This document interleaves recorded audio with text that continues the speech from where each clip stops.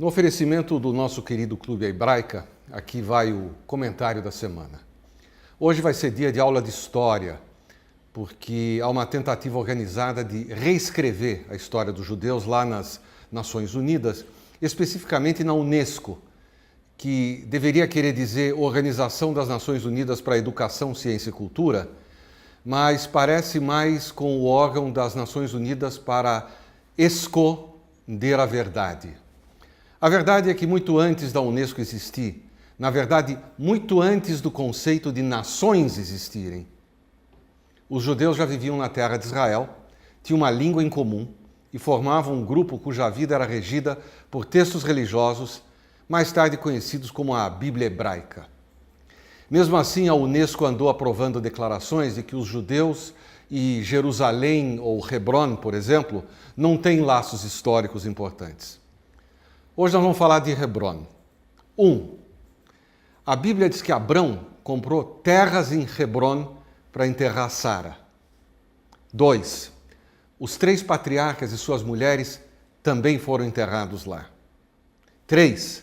No livro do Êxodo, Jacó exige ser enterrado em Hebron, o que é interpretado por qualquer estudioso como sua esperança de que os judeus voltariam para lá após o exílio no Egito. 4.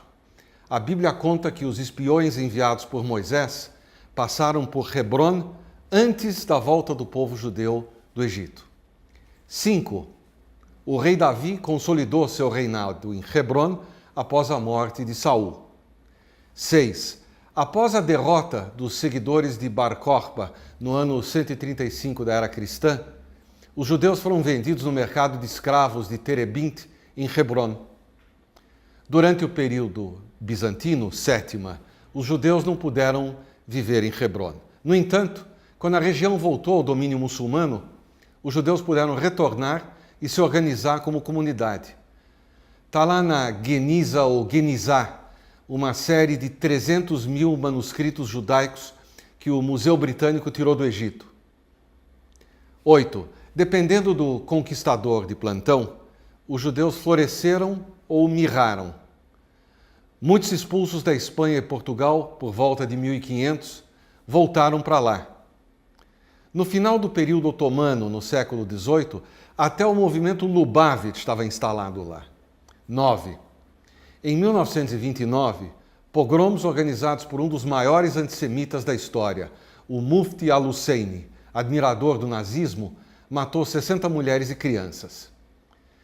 Em 1936, o mandato britânico retirou os judeus restantes para evitar que fossem vítimas de um novo massacre.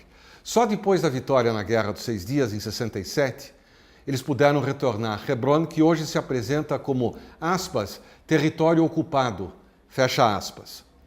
Vamos deixar claro que eu não estou inventando nada, muito menos dizendo que os israelenses devem ou não manter Hebron. Eu só estou dizendo que toda essa informação histórica está disponível.